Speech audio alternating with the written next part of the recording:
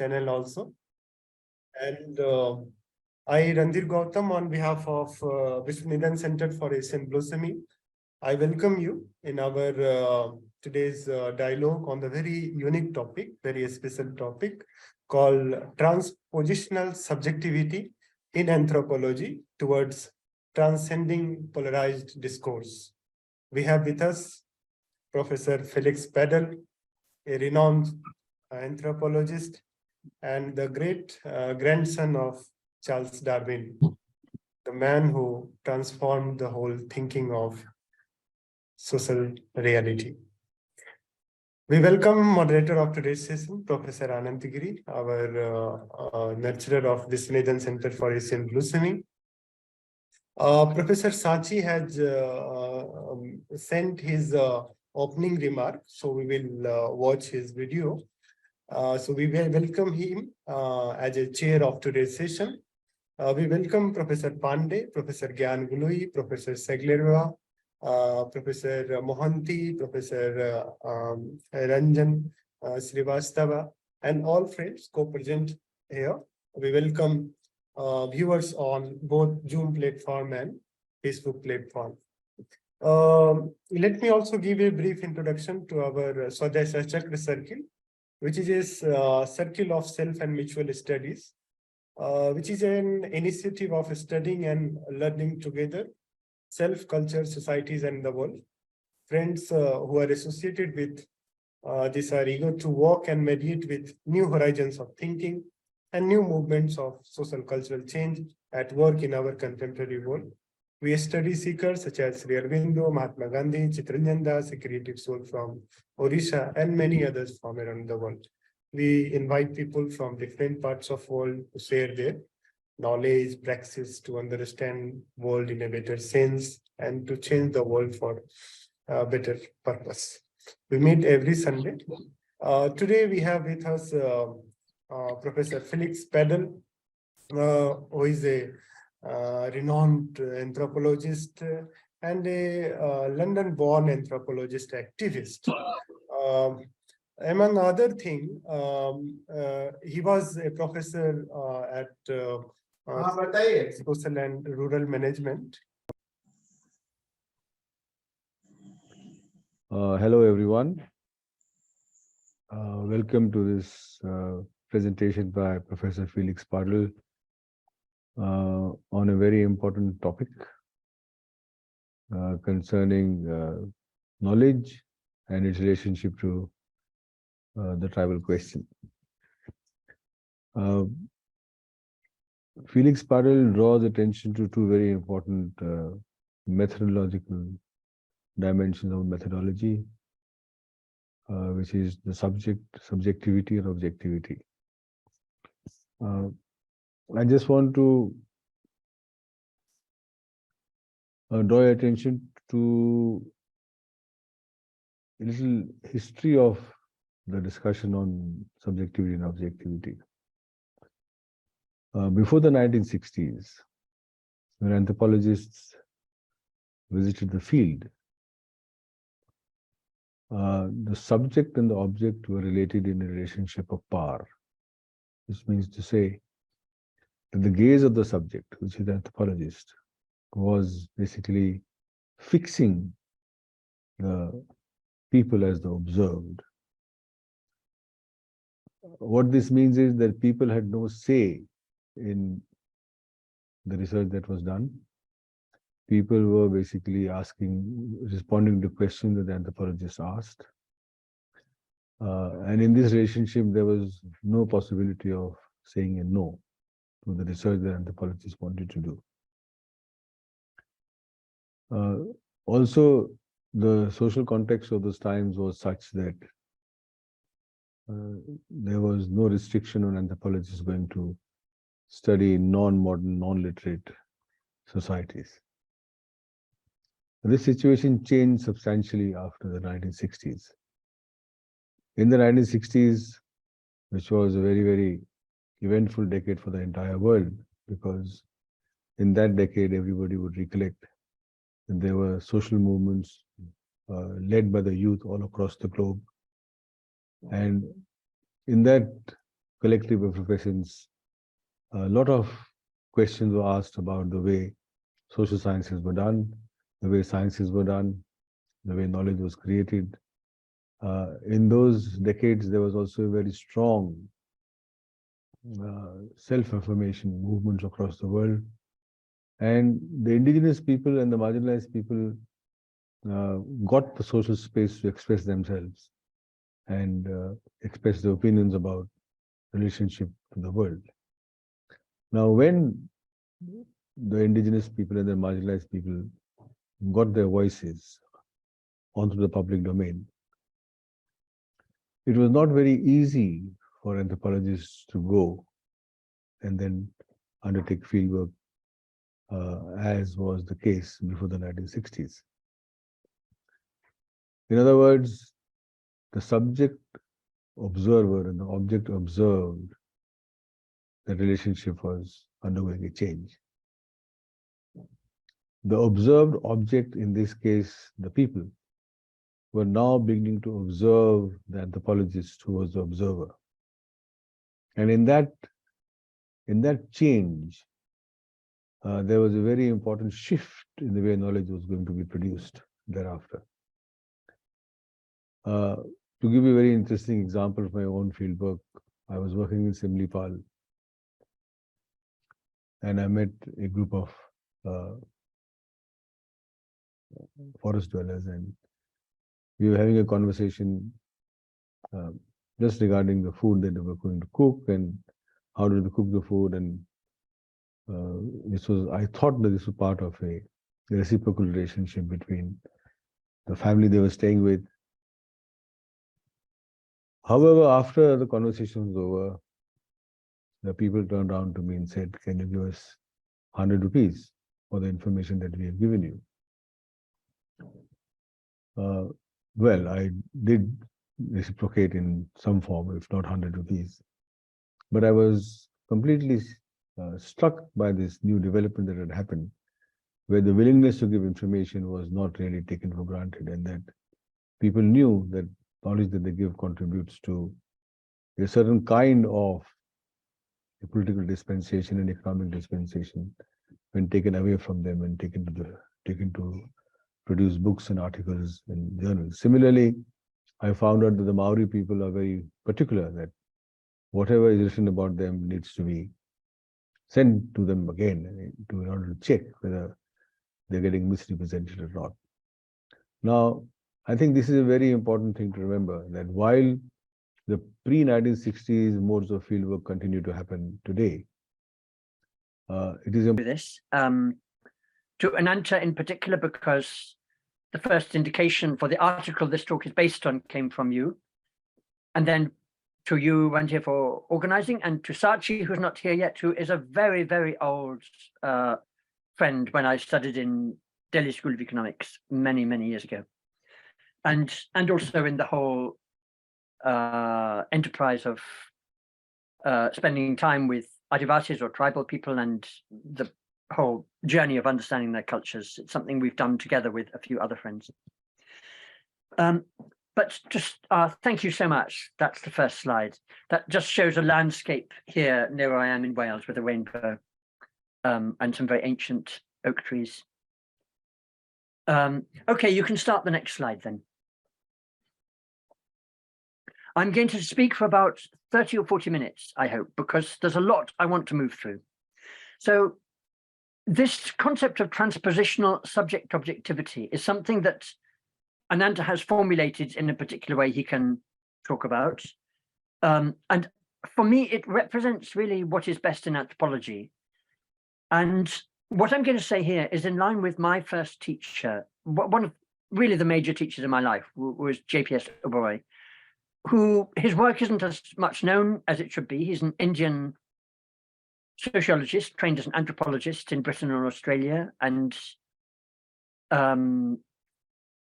in particular, he's done a kind of anthropology of or sociology of science.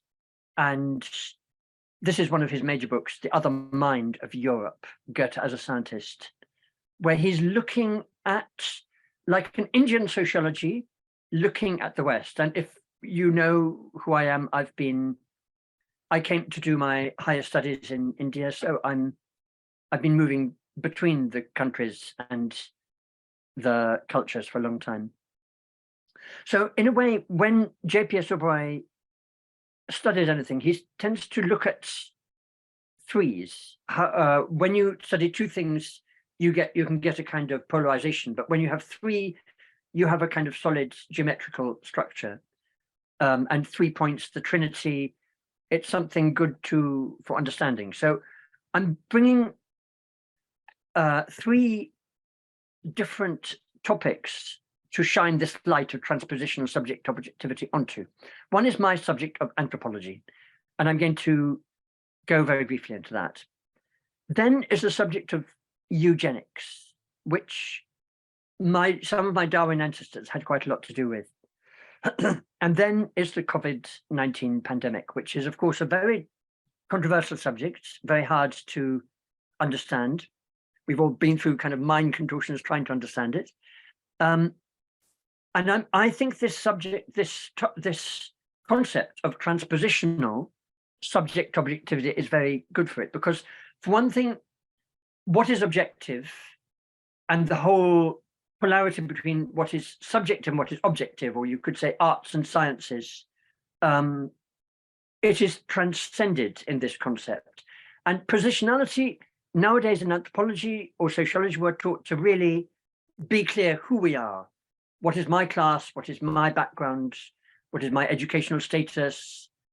Only if I can admit that and be honest about that, then can I talk about my relationship with the subject. But transpositionality is like bringing in other viewpoints, as I understand it, very briefly. Okay, next slide, please. So moving towards anthropology, this is a view I've imposed the words on a mountain in Orissa that is has one of these bauxite capped mountains that is very rich in the geography around it. Next slide, please.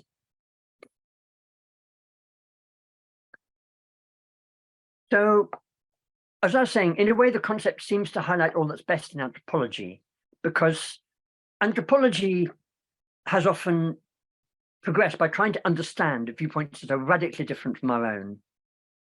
Beginning to understand people from a very different culture gives one the means to understand oneself and one's own culture, starting with one's positionality. In colonial times, anthropologists were part of the ruling elite. Either they were administrators or missionaries, or they were friends with them. And they tended to objectify tribal people, making them a subject of study and seeing them in some sense as inferior. So a very close friend of some of ours was Abhay Kaka. He was a colleague in JNU, and he died suddenly in March 2020. And he wrote a poem that is very much known, I Am Not Your Data, where he really, it's like an Adivasi voice that is coming out of that submission into being objectified to really becoming the subject of its own destiny. Yet many anthropologists still interact with tribal people in a spirit of this extracting data or objectifying them. Some anthropologists have been spies, and that's a topic I've written about recently.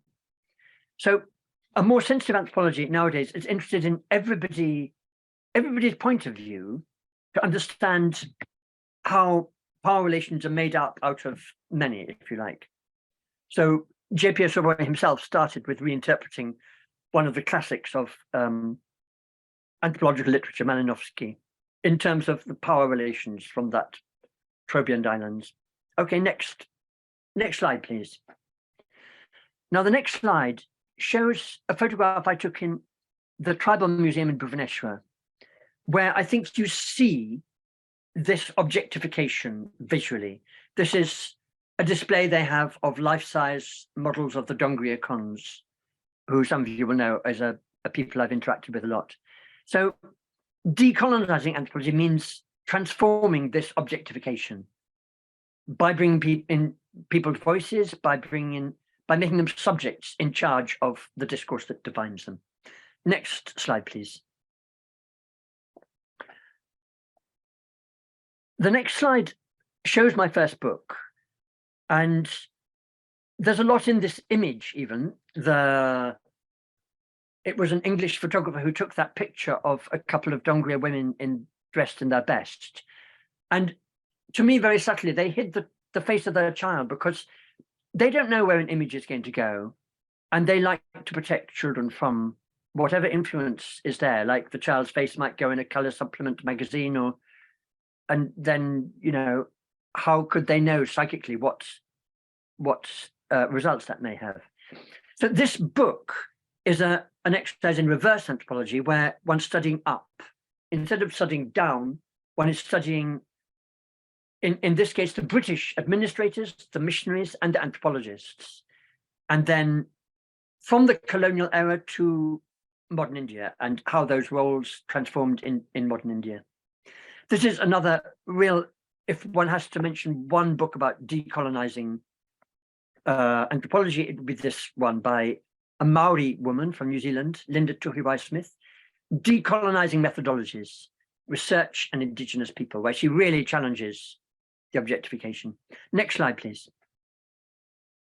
Now, this is a book by a close friend of mine who actually wrote the foreword to my previous book. And it's called Landscapes of Silence, and it just came out. And it's the last of many books he's written.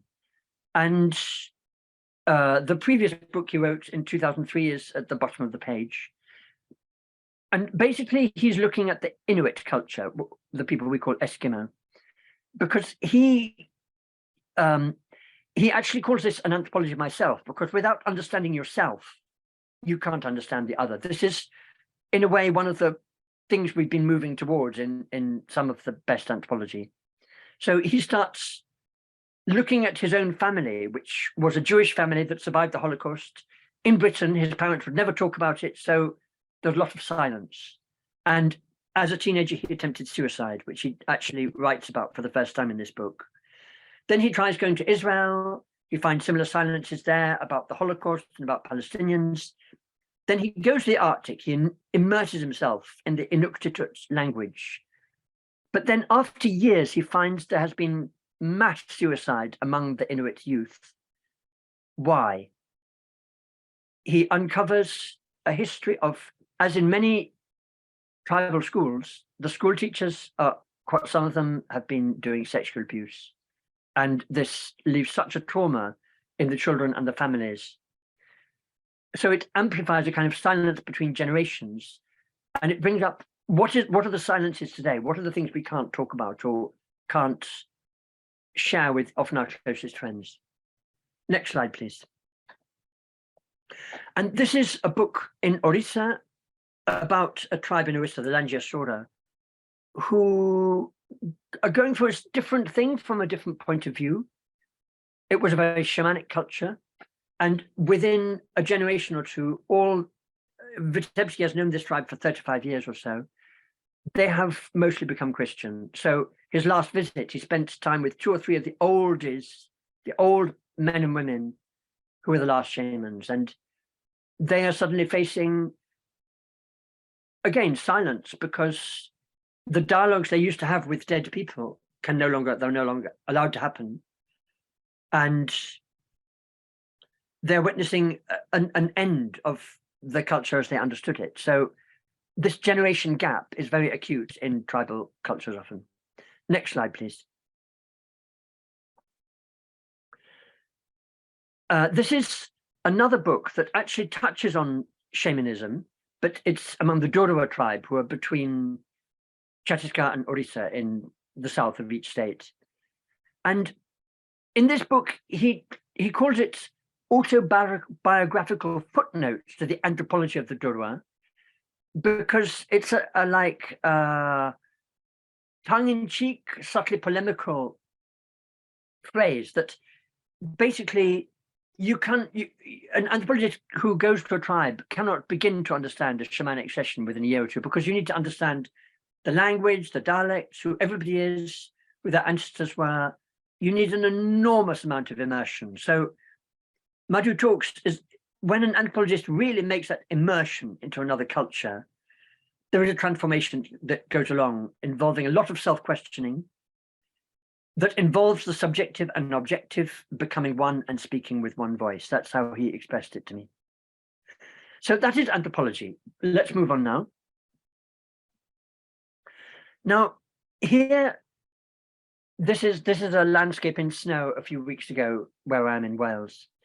And expresses, I suppose, a kind of the barrenness, the barrenness of the landscape when you're facing things about your past or your family's past.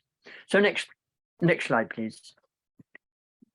So I don't know how many of you know this basic history I'm giving you of eugenics, but Francis Galton was a cousin of Darwin, and he became very famous from his travels, and then writing a book called Hereditary and Genius, which was influenced by Darwin's Origin of Species, and then influenced Darwin's next book, The Descent of Man.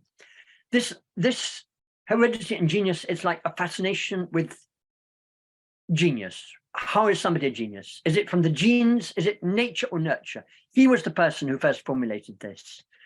And he came down on nature. He saw it all in the genes. Absolutely the opposite of what I do, I have to admit. So he's also known as the father of statistics and genetics. And he promoted in anthropology the custom of measuring the physical characteristics and the mental characteristics, taking huge notes. And he started fingerprinting that was used by police. Next slide, please. So after that, in Britain, where the concept had first been formulated,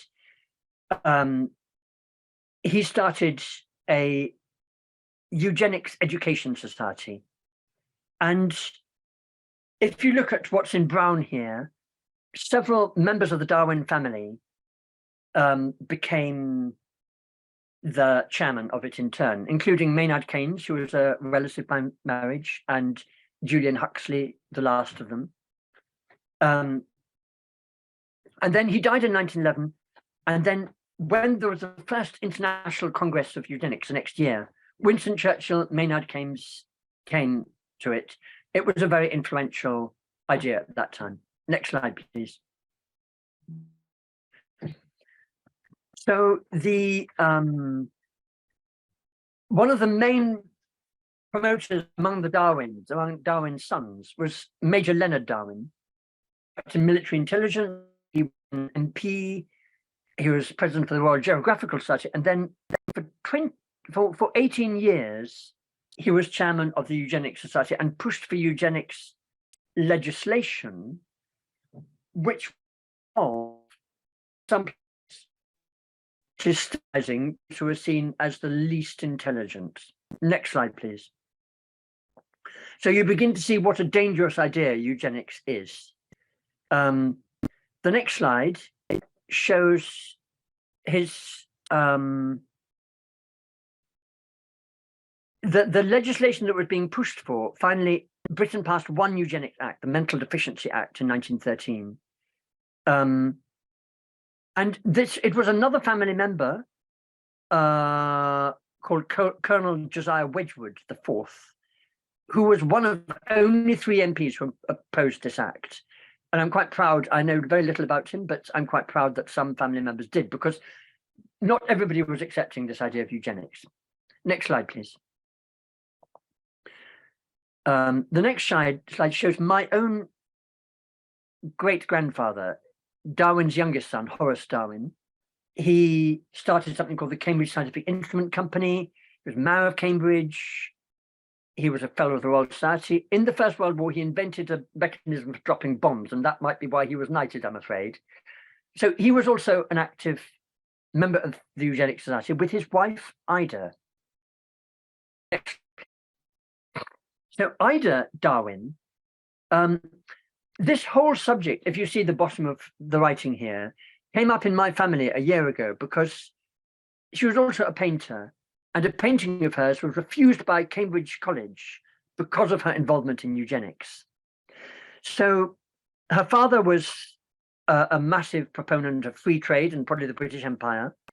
But Ida started a Cambridge Association for the Care of Girls. Sounds very worthy thing to do. But then in the 1913 Mental Deficiency Act, you see it being merged with an organization for the mentally defective.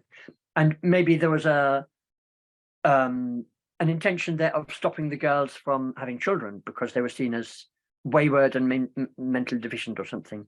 So there's a lot to uncover here. Next slide, please. Thank you. So Karl Pearson was one of the closest disciples of Francis Galton, and you see them here together, the disciple with his teacher. And Pearson became one of Britain's foremost geneticists and the first professor of eugenics at University College London for 22 years. Next, please. So the person who followed him is called Sir Ronald Fisher. He was actually a close friend of my grandmother, my mother's mother, daughter of Ida and Horace. And he was very influential, and he wrote a book called The General Theory of Natural Selection, where he it was a modern synthesis of Darwin's ideas about evolution, but the last third of it was about eugenics. It was attacked by J.P.S. Haldane, who came to live in India soon after that and was quite a free thinker. Next slide, please.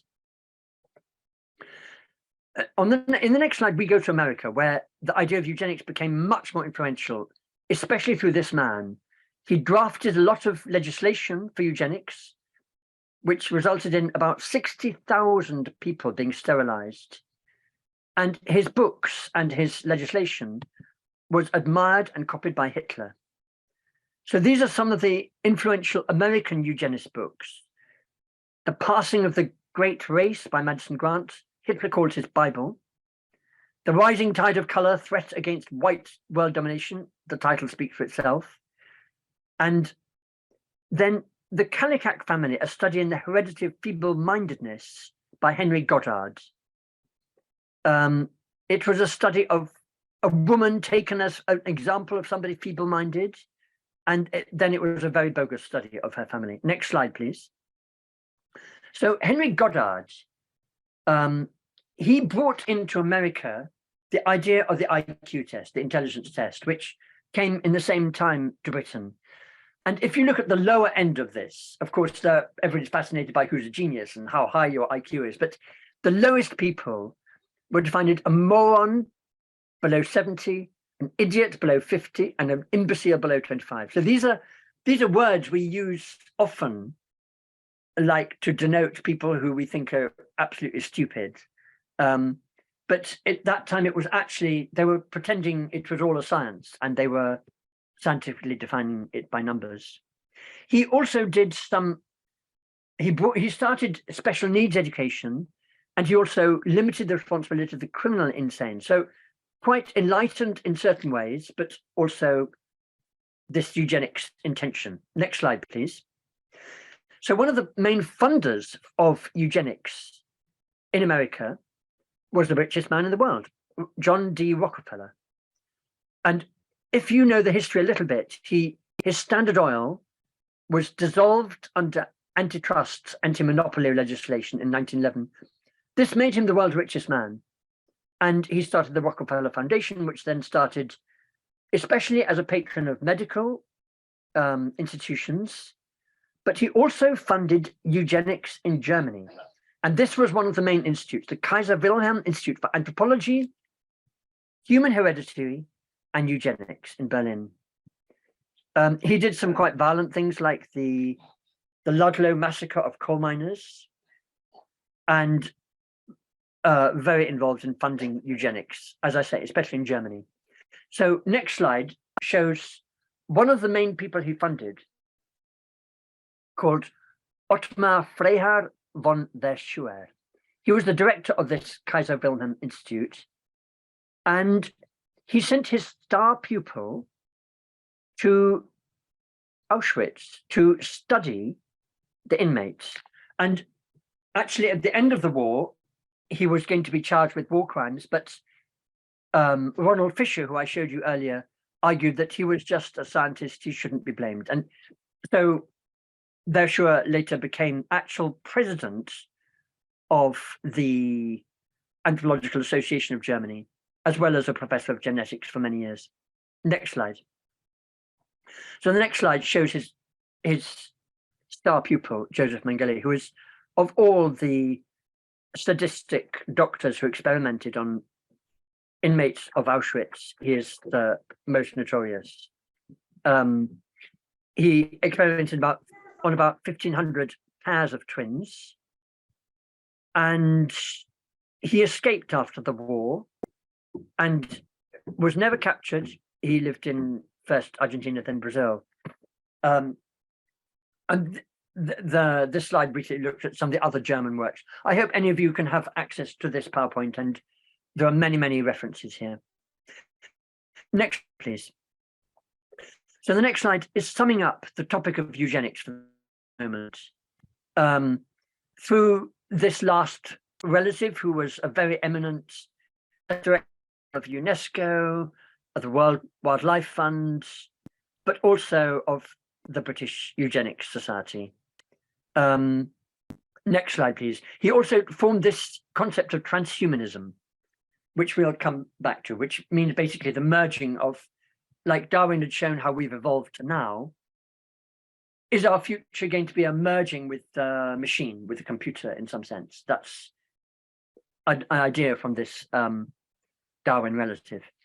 So I've taken a lot of this history from Adam Rutherford's very good recent book called Control, The Dark History and Troubling Presence of Eugenics, which emerged out of University College London, facing its history of this professorship there of Department of Eugenics.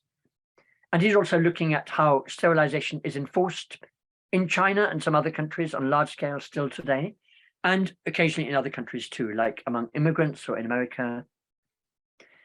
One could also point to the arms industry, because many eugenicists believe that in a Malthusian sense, human population is too great and it needs to be reduced. So war is actually in that sense a good thing. And those arms companies that are making the biggest profits by selling arms to warring parties, they are actually just part of survival of the fittest, as it were. That's social Darwinism, which is quite different from what Darwin himself talked about, of course. In anthropology, it relates to scientific racism and this hierarchy and the whole idea of intelligence. Still, people tend to be looked on as if the intelligence comes from heredity, and they may be encouraged or stopped reading on that basis. So that's tying up the subject of eugenics for now and looking at it in a particular subjective way, which is through my family. Next slide, please.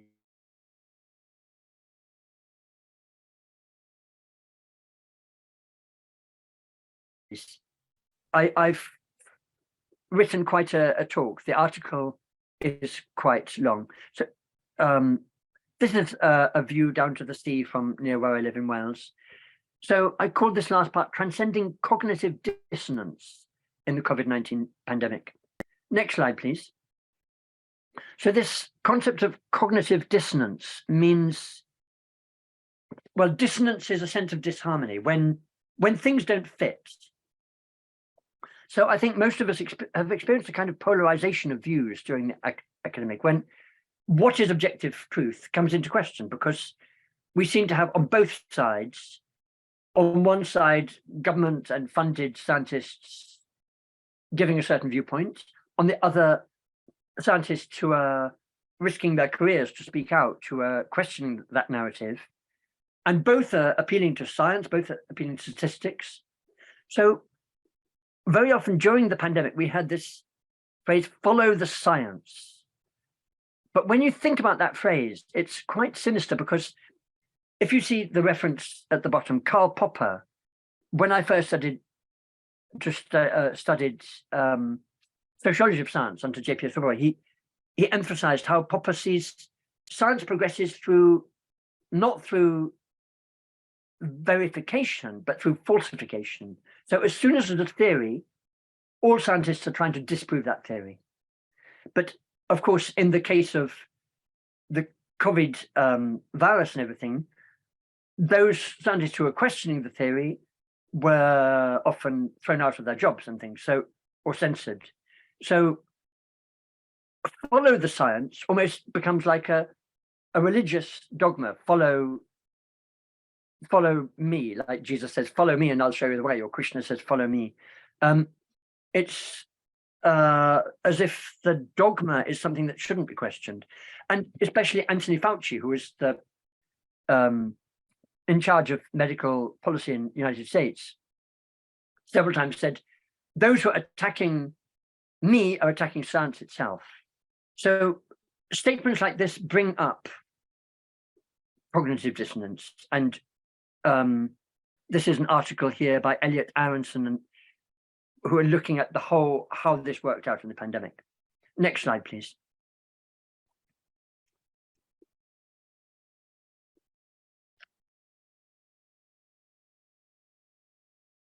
That opened my mind a bit, really focusing on the Wuhan Institute of Virology. So if you, that part of the history of it, it was built with French help, but then when it was finished, they closed the doors on the French and it was taken over by the Chinese military, and very, very secretive. But something called the Eco Health Alliance, that was funded by the US government, brought those funds to the Wuhan Institute, especially for work on coronaviruses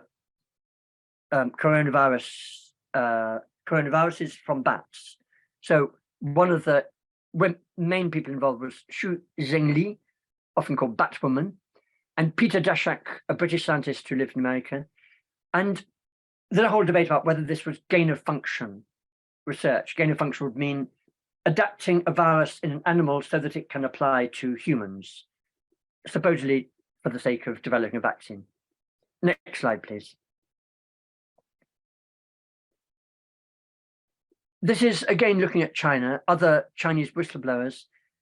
Wei Jingsheng is a very admired Chinese dissident, but he hasn't overemphasized this, but he certainly he understood the moment when the virus leaked from the lab, as he understood it was a lab developed virus, as the time of the military games in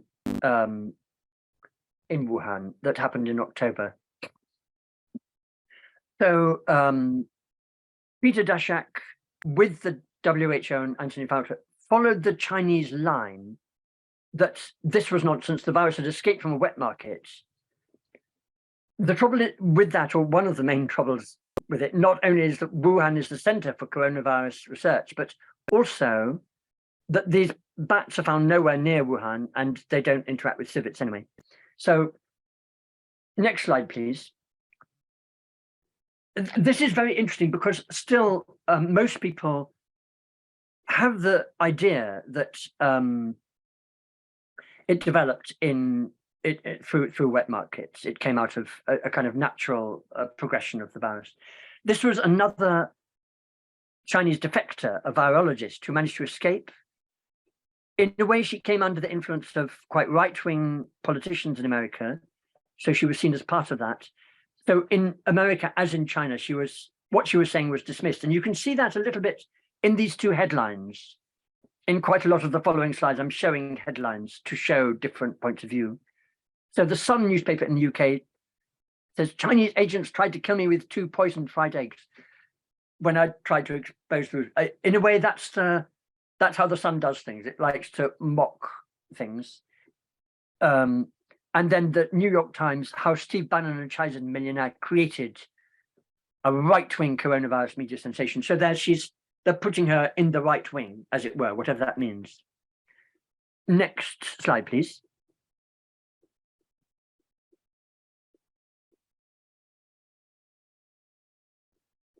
So from the start, when the WHO recommended lockdown policies in March 2020, many doctors and scientists started questioning the benefits of this, and all kinds of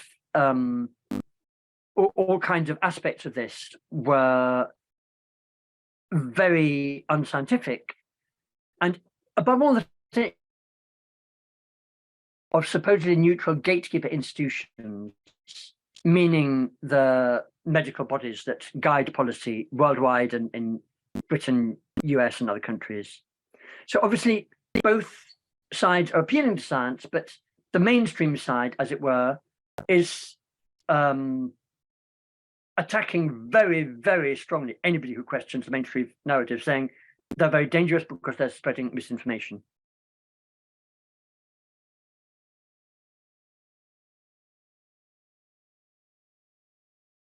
Next slide, about all the aspects of what I'm talking about. Next slide, please. So Peter McCullough is one of the main doctors in the United States. Sorry, go back one if you would. Peter McCullough and the other doctors mentioned on that previous slide, especially Ray Bhattacharya, Sunetra Gupta, and Martin Kulldorff, they brought in the Great Barrington Declaration. Again, just go back to the previous slide, sorry. The one before the horses. Where you see, this is the head of the National Institute of Health. Sorry, we've gone to the next slide, please. The one with the red in the middle of it, the little red writing in the middle of it. Next slide. So he's writing to Fauci, this proposal, it's lost again. This proposal from these three scientists, they need to be attacked very strongly. So let's go back to that horses slide, please. Sorry.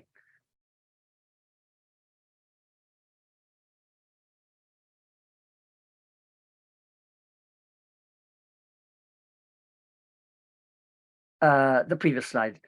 Well, ivermectin was attacked as a horse medicine when it had been prescribed in hospitals all over countries for many other things apart from being a veterinary medicine. The same with hydroxychloroquine. The attacks on these were very, very strong. And again, lots and lots of articles about that here, especially this aspect, because McCullough and the other doctors, they say they claim literally, they save literally thousands of lives through these medicines, but through a very careful balance of them. So now we can go to the next slide, please. Basically, what they're saying is that the well, okay, this is the slide about politics. This is a talk by an American scientist called Vinay Prasad and doctor. How politics corrupted science, meaning one fascinating and very difficult aspect of the pandemic was how it seemed to be people on the right wing who were questioning the mainstream medical version. And it's not always the case. Michel Chossudovsky is one example from the left wing, but we hear much less of that. On the whole, the left was very quiescent, while very right-wing presidents like Trump and Bolsonaro were seen as figureheads of resistance to the medical tyranny. Vera Sharov is interesting as a Jewish Holocaust survivor who drew attention to the role of narcotic oath, and she began questioning whether doctors in other countries were now doing the same thing. Were they really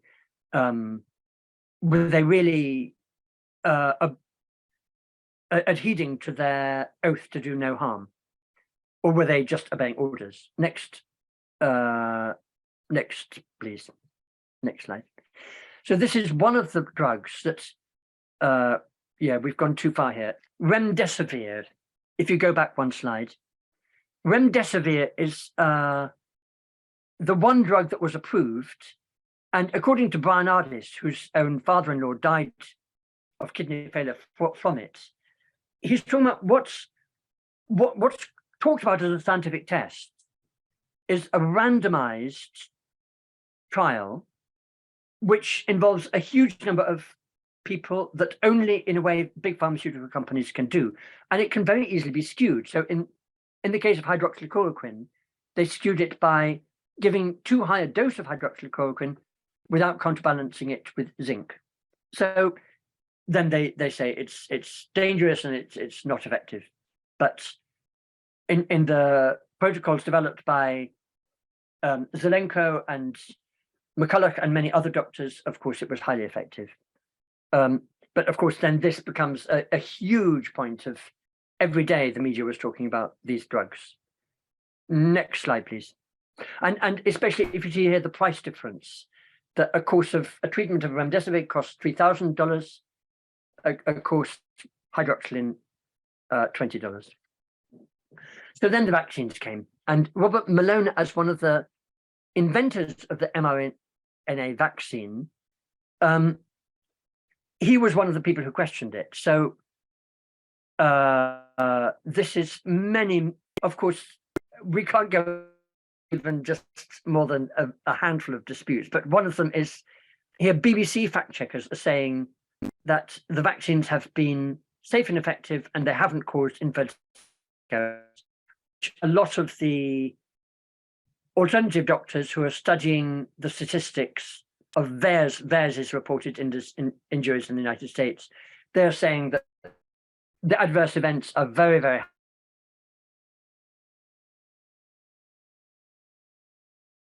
effects. Next slide, please.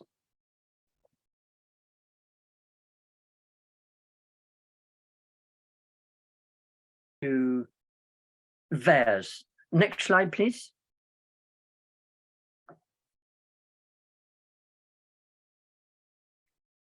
This again has two different views about VAERS statistics.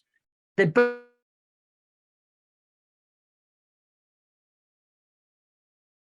reported to do with COVID vaccines are greater than all the previous adverse events for all vaccines ever given. Now on this slide, how statistics have been used by both sides and how they've been sometimes skewed. Asim Malhotra is a British doctor, very interesting because he started out strongly advocating the COVID vaccines. His father was one of the first to have one and then died of cardiac arrest, after which he started really looking at the evidence, and then from middle of last year, he really started saying that the COVID vaccines are not safe and effective, and there's evidence that they're considerably more deadly than COVID is itself. So of course, these are other people who are studying it on both sides. Next slide, please.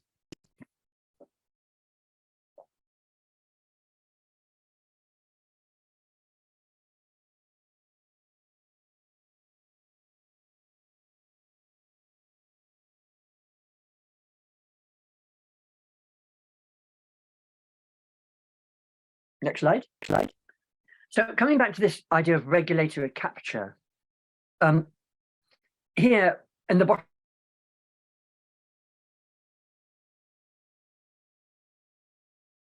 of the blue bit, you'll see a study in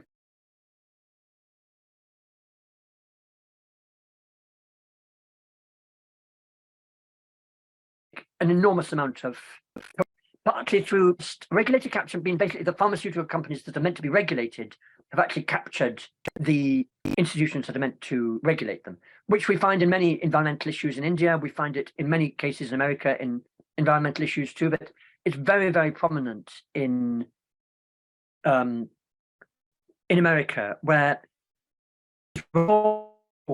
between people working in government, and then they've regulated a company, they've given it permission or some contracts, and then they go into the company, or many kind of examples like that. Next slide, please. Operation Warp Speed is the US COVID relief program announced by Trump in May 2020. This is a book written by one of America's top psychiatrists who, for years before COVID, back in the early 90s, he started questioning antidepressants in particular, the chemicalization of mental health. So he writes this book with his wife, And again, he really shows the corruption and what many understand as the planning that went into the COVID event. So here is when it's beginning to be reported that more vaccinated people are getting COVID than what was first reported. Next slide, please. So many articles I'm passing by here that you can look at if you can get a copy of this, I hope. Next slide, please.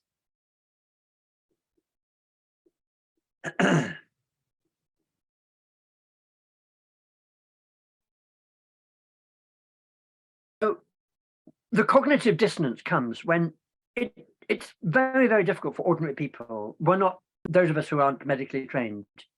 Oh, please go back one. You've gone too far now. Go back to previous slide. To tell what is information and what is disinformation. Please go back. Yeah, that. Okay, next slide after this.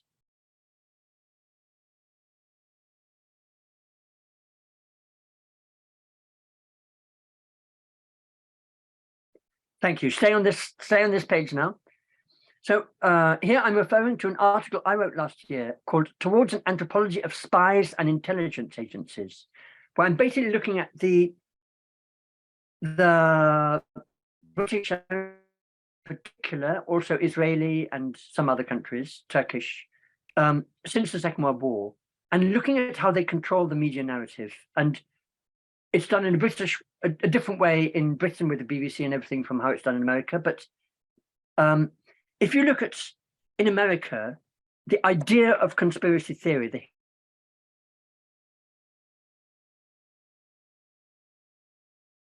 to discredit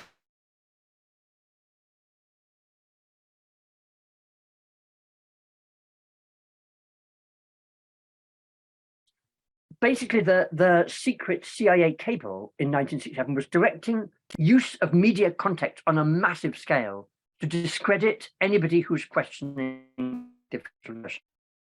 So in my article about spies and intelligence agencies, I'm showing how common this is with today's media. Basically, we know the mainstream media is run by big corporations, just like mining companies or pharmaceutical companies, but often they're the same interests as those. And Wikipedia is a very interesting example. So on the next page, you can go to the next slide now, please. There are quite a few articles about Wikipedia and the control on contentious subjects in Wikipedia about what goes in. So in other words, there's a massive bias in Wikipedia. If you look at most of the those who have spoken out about COVID, or similarly to do with any CIA operation, they criticize the CIA, but they come down on the side that what they were doing was basically not.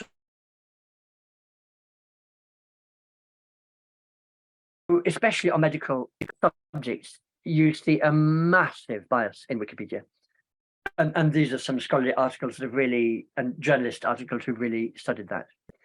So the Chinese dissidents I mentioned before are basically saying COVID was a bioweapon, that it was produced, the funding, there was actually $40 million from the US Department of Defense given to the National Institute of Health in America, that is then given to the Eco Health Alliance, that then is given to for this coronavirus research in China. Why is the American defense funding it, let alone what's the relationship with China here? Obama had outlawed gain of function research in the United States, so that's the reason it was being done in China.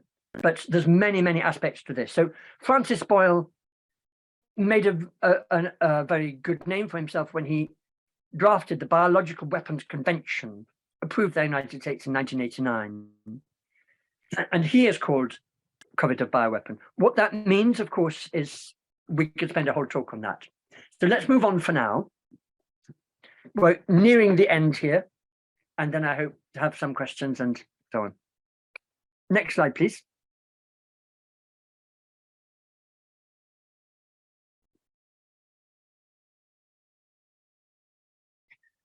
So cognitive warfare is a term now used by NATO, and some of the most independent journalists have really been researching a lot into the intelligence operations done by the British and Americans in particular, where cognitive warfare means basically propaganda, in the sense of brainwashing through the media and through particular ways of steering narratives. So this fact that the Department of Defense had paid for some of the research on coronaviruses in China, you see a different aspect here, where we've got a researcher from the pharmaceutical industry called Sasha Latipova, actually Ukrainian by birth.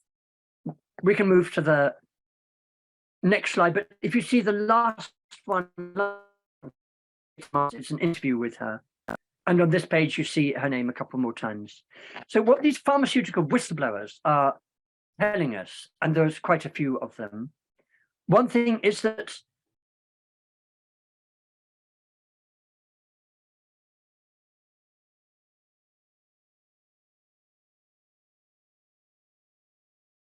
with vaccines, they talk about their incredulity when they begin to discover this as professionals in the industry themselves.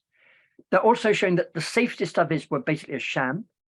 Clinical trials were completely manipulated and unethical without proper consent.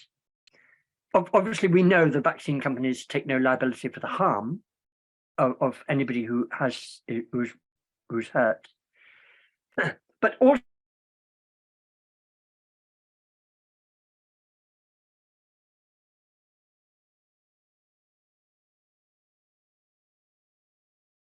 although that's not what's announced to the public, then the FDA, CDC, Center for Disease Control, being in collusion with the big companies like Pfizer, Moderna, and so on. This is what we talk about, regulatory capture. Another aspect is 4,000 patent variants of the SARS-CoV-19 have been recorded and registered in the United States. Then there are other conspiracy theories that are much wilder about certain vaccines containing venoms or containing graphene, which I don't feel able to assess at all. Next slide, please.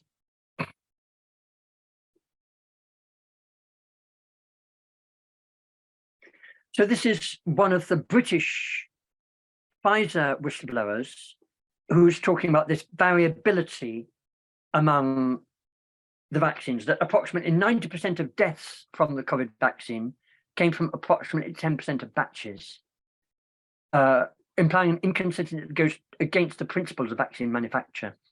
And this is, there's just a few more slides if you can recapture it.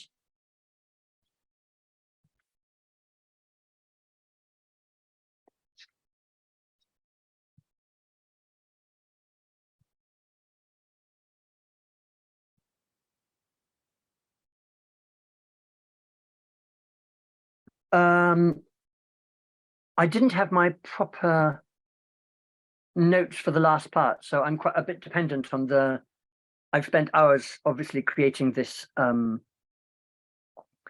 Okay, well done. Thank you. Next slide, please. Literally, there's only a handful more.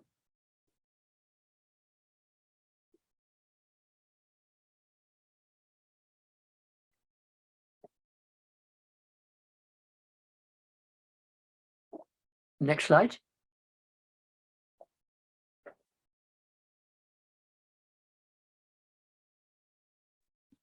Professor Padel, there seems to be a lag between when you say next slide and the person who's operating the slide.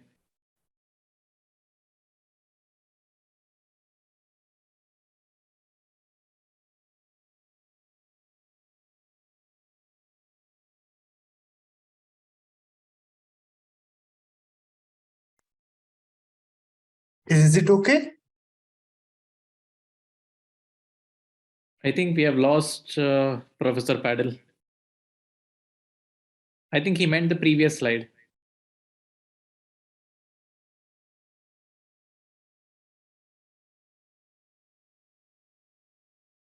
Yeah, I think he meant this one, but I think we have lost him.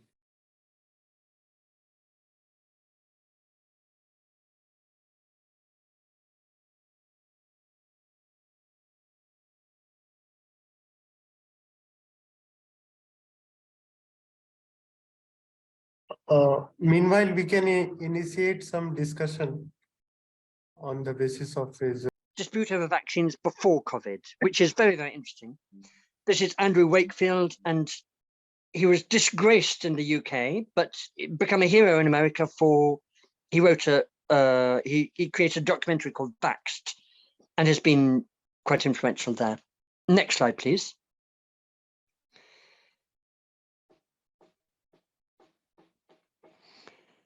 So this is a quotation of Ray Bhattacharya, one of the architects of the Great Barrington Declaration, saying, public health authorities created an illusion of consensus that did not exist. The Great Barrington Declaration was signed by 50,000 scientists and medics, 800,000 others, and basically questioned the lockdown in a very reasonable way. So that was the one that was discredited in the middle of 2020. So basically, people who understand there is a conspiracy at work basically understand it in terms of eugenics. That's the point of, in a way, the eugenics talk in the middle, that either through fertility or actually through the vaccines being dangerous, the human population is possibly being reduced or kept stable. And then this is it. In a way, genetic modification is happening not just of crops, but this is a genetically modified material that's going through this particular mRNA vaccine. So this is, Jeremy Nadler has written these books really about the whole history of transhumanism. Next slide, please. This is coming back to the hardest aspects of the US military involvement, the fake news aspect. Matthias Desmet is a very brilliant Belgian psychologist who has understood the whole thing in terms of a form of mass hypnosis. And then the history of Bill Gates Foundation, which modeled itself on the Rockefeller Foundation, and of course funds a lot the media as well as medical corporations. Next slide, please. So basically, of course, what we mean by objectivity becomes very hard. How can we be objective when both sides are saying such different things? Obviously, in this talk, I've tried to bring out marginalized voices, as often in anthropology. So this summary of the pandemic draws on very diverse perspectives, and I've had to rush through it. I hope you will have time to go through it at more leisure. So basically, can we transcend the cognitive dissonance by listening to diverse voices, by recognizing the dissonance as it arises in us, and dissolving this dichotomy between subject and object inside ourselves? Last slide, please. So that's a picture of Charles Darwin when he was very old. So thank you very much for inviting me and for listening to my talk. And now I hope I'll get some feedback.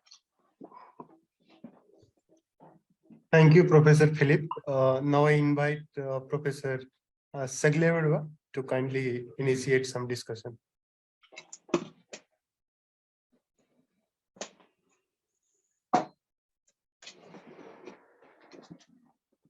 Yes, thank you very much. Thank you very much. I was writing my notices. It was really all very interesting, and I will need hours and hours, weeks and weeks to reflect about on the points. Perhaps, well, I wrote something about the question of eugenetics, and I was wondering about the political responsibilities which were connected to the different eugenetics programs, because all these eugenetic programs in the different countries, because if I am not mistaken, there was a center also in North Carolina, but I do not remember when it was active. I now should read my notices of the past, and I should consult some books. But anyway, there were very many centers and very many medical doctors, and not only medical doctors, of course, which were researcher, university researcher, foundations, funds, and so on and so forth. But all these could not have taken place without precise political interests, without precise political programs, and of different parties, and of different decades of the past century, but not only of the past century, of course, and also in different countries. Well, I was now thinking about some politicians of Germany after World War II who were not so distant from some eugenetic centers. For instance, not perhaps in the federal government of Germany, but in some governments of local regions. One name which came to my mind is, for instance, Echinger in Baden-Württemberg, but there were many types of persons who were involved. Now, what I was wondering if perhaps is, this is incidentally, there are suspects, for instance, that Mengele was not taken intentionally because he knew too much of connection between Germany and US, and not only US, for instance. And therefore, of course, it could have been taken, but it was not, because there was the fear that he says far too much things about US and US eugenics and US eugenics programs of the 20s and of the 30s, which are, that is contemporary to National Socialist Germany. And so he had, so to speak, a life insurance. Since he knew very many things which were not so pleasant for US centers, research, absolutely, yes, yes, political, and so on and so forth. There is it a suspect, but of course, well, it is to be meditated on these. So all these could not have taken place without the politics, and the politics also in the US were for instance, well, a name. There is a famous judge, the famous justice, Oliver Wendell Holmes. And we are speaking here of common law. In the common law, if I am not mistaken, Oliver Wendell Holmes is up to today the first one or the second one most quoted judge in the sentence of common law in the United States. And Oliver Wendell Holmes was not against eugenetic programs, and he was not against sterilization. We are not speaking of a second order, third order judge. We are speaking of a Supreme US Supreme Court justice, who all now too is one of the most quoted judge in justice in the United States, in the United States common law history. So it's our structure. Of course, yeah, there are economics, for instance, the attempt to relegate the subordinated classes to a more subordinated role. There are so many intentions, which, well, here I for instance, I myself would need years in order to have a synthesis. But I think that the role of politics cannot be forgotten also at that time of the eugenetics. And well, as regards now, of course, also here, living from one of the last quoted persons, that is Klaus Schwab, and it is not exactly. It is not an accident. There is also now there is the Davos meeting, which is now taking place in Davos, with the Great Reset, yeah, it is a huge, a whole program Absolutely. of transformation of society. Thank you and so much. of, I had that about the World Economic Forum, but I didn't yeah, mention it in the talk so much. I just wanted yeah. to say all of your points I agree with so much. When you mentioned North Carolina, that Virginia and California, I think, were the top places that went on sterilizing people until the 1960s in America.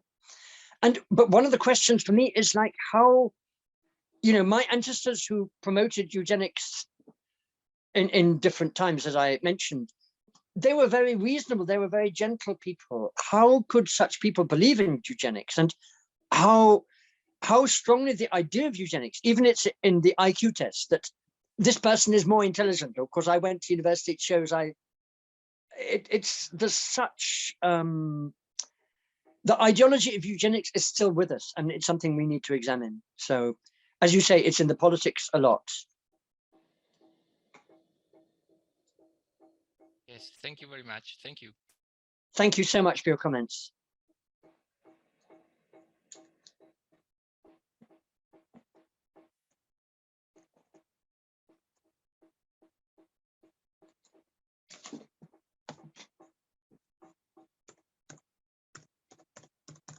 Anybody else?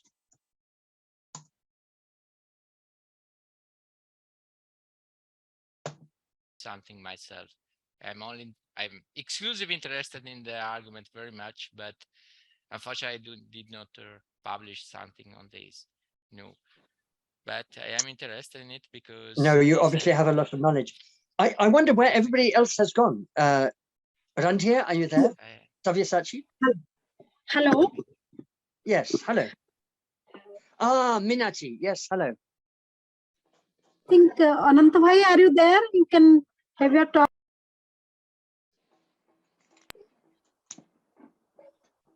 Hello.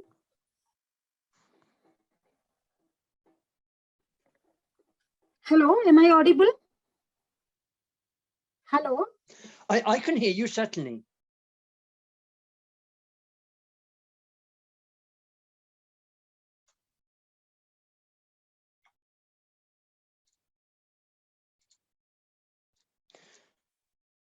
I believe you're going to sing something, Minati. Hello. Hello. Yes, please tell me, sir.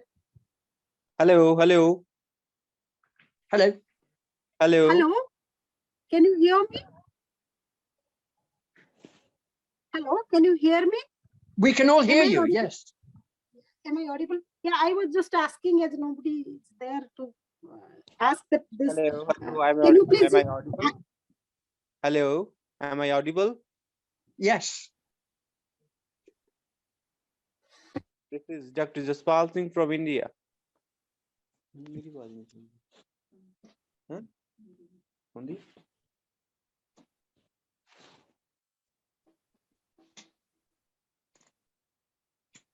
So please speak.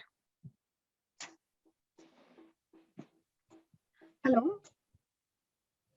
Yeah, I was just asking about your few earlier slides about that Samini culture. So I was just asking, I had a query, there is a very thin line between the blind belief and the Samini culture. How one, proceeds towards to get that exact Samini culture's belief? If you could answer this. I think it's what I maybe touched on at the beginning and end and a few other points of just at least the idea of first understanding there is this cognitive dissonance, that there is this polarization of views that is coming at us in almost quite a new way. It's not a new way. There's always been polarization of views, but it's coming in a very acute form right now, partly because of what the media is doing. And then when we understand that, even if people very close to us are taking a diametrically opposite point of view or something, we can be gentle. If they don't want to talk about it, we don't talk about it. If they're open, then we talk, and we try to avoid the kind of polemical attacks that have happened so much. And I suppose, guided by all we know from the past, from philosophy, that in some sense we are one. In the article form of this article, I quoted Krishnamurti, who talks about the other is not separate from oneself, in a sense. And so to demonize somebody because of their views, that's not something we should be endorsing. And in terms of the silences, that sometimes there are silences we cannot speak with some people about something controversial, but always we have to find spaces to fill with the silences, to express, and finding non-violent forms of expression too. So thanks for that. It's such an important question, so hard to answer, but thanks for that very much. Anybody else who wants to ask the question, can you please raise their hands and ask, or mute yourself and please ask. Professor Padel, I'd just like to ask, your presentation, these are things that a couple of months back when I was really researching, and one of my very good friends called me a conspiracy theorist, obviously. So one question is how do you take recourse to scientific evidence which sort of changes so rapidly? So for example, in the 80s, the fat was bad for you, and now it's not fat, but it's carbohydrates. So when scientific evidence itself is not set on strong footing, how does one take recourse to science to argue against it? Such a fundamental question, thank you. I mean, this is again going back to Galton, because I understood that this cousin of Darwin, Francis Galton, he's actually talked about as a father of statistics. And a lot of the people we're talking about were in the 1900s, the early proponents of statistics. And yet, from then till now, often, if you're going to use statistics, you have to be so careful about what you're counting and what you're not counting, how you're controlling the group. For example, at times it was said that COVID deaths were being counted. They counted people who'd been vaccinated as non-vaxxed for the first 2 weeks after they'd been vaccinated. Or there's, you know, if the goalposts aren't very, very clear, then what you're counting is very difficult. And I mentioned, for example, the VAERS. In Britain, we have the yellow card system of reporting adverse events. So it's very, very difficult to report an adverse events. And if you look at the VAERS statistics, which are still very, very high from vaccine injuries, the question is, people who are pro-vaccine might say, well, all kinds of people are reporting injuries, and actually the real number is much less. But then other people are saying, actually, the VAERS figures of vaccine injuries or death are just 10% of the real figures because it's so difficult. You have to go through such bureaucracy to register a disease or a debilitation or a death as caused by vaccine or linked with vaccine. So immensely difficult to get the data. And then to do with the scientific experiments, the trials, for example, if you're trying to measure the effectiveness of hydrochloroquine, but then you're not giving it in the proper dose, you're giving it to a high dose without the counterbalance of zinc, for example, then how scientific is that?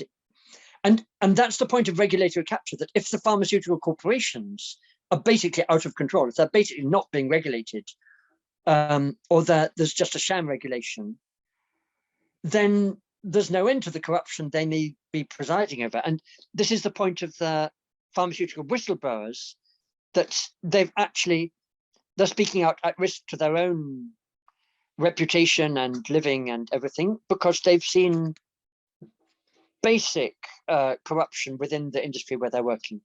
So this question of how do we know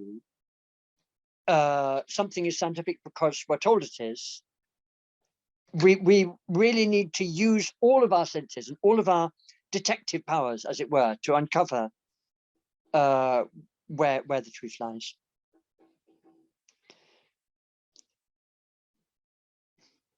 Any more questions?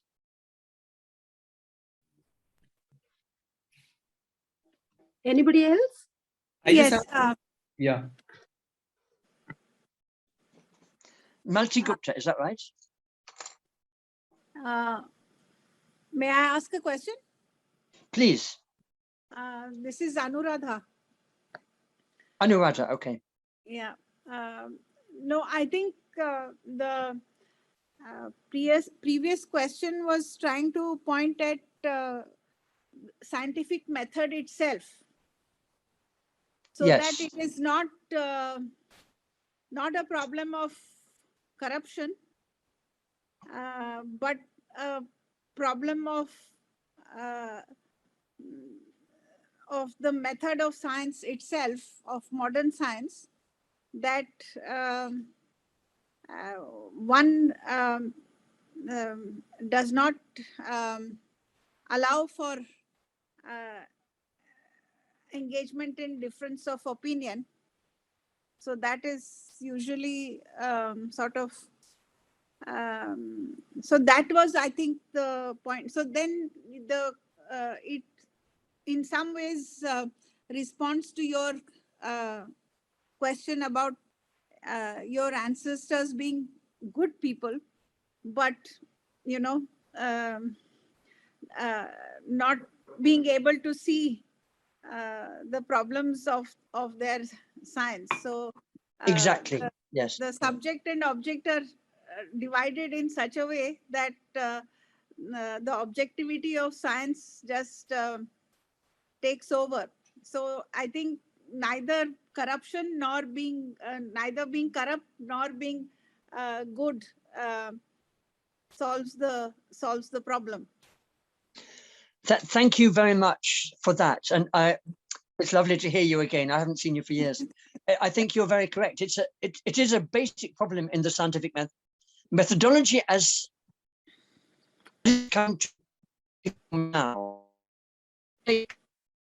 Funding that certain scientists are very highly funded, certain ones aren't. So the experiments or what the funded scientists say goes, while those who aren't in, as it were, and maybe putting it together, which the first thing that I learned from JPS Oberoi when I was studying Delhi School of Economics was this thing of emphasizing the falsifiability, that science really progresses always by questioning. As you say, there can be a problem that those of us who aren't scientifically trained will never be respected what we say, but among scientists or among doctors,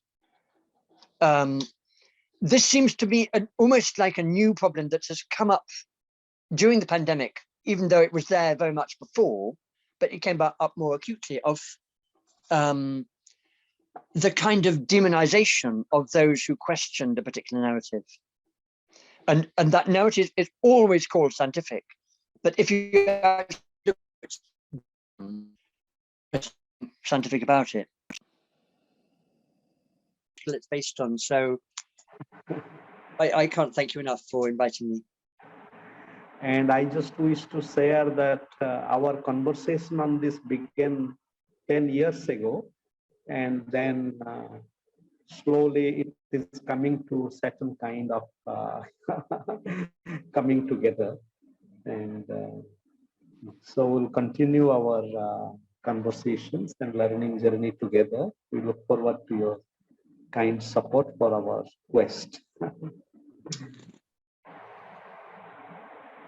Thank you so much. And thank you for everybody who has attended today. I think Professor Savyasaachi is not there, sir. So it seems he couldn't join for whatever reason. Yes, he could not, sir. So let me offer the vote of thanks, please. I, Minati Pradhan, on behalf of Savyasaachi and the Vishwaneedam Center, we are very glad. It is indeed really a very great pleasure to listen to Professor Felix Padel, such a great personality and a distinguished anthropologist. Thank you so much, sir, enlightening us in various topics and into very much depth. Thank you so much. I cannot thank enough. So I would also like to thank today's chairperson, Professor Savyasaachi, for being our chairperson today. Thank you, sir. And I would like to thank our moderator and our mentor, Professor Kumar Giri, for giving us the opportunity to learn this type of subject in such a depth. Thank you, Ananta, so much. I also would like to thank Professor Gyanluigi, Arjun, Madam Anuradhaji, everybody for participating in this forum and asking such valuable questions. And I also would like to thank all the Facebook and Zoom platform participants for being present with us and learning along with us. And pardon me if I'm forgetting anybody's name, and I thank you all. At the last, not the least, I would like to thank our convener, Professor Randhir Kumar Gautam, for arranging and executing all these programs so very well. And please pardon me if I have forgotten something. So thank you so much from the bottom of our heart, and thank you all, and good night. Thank you from my side too, everybody. And thank you, Minati, for stepping in there. Thank you. Namaskar.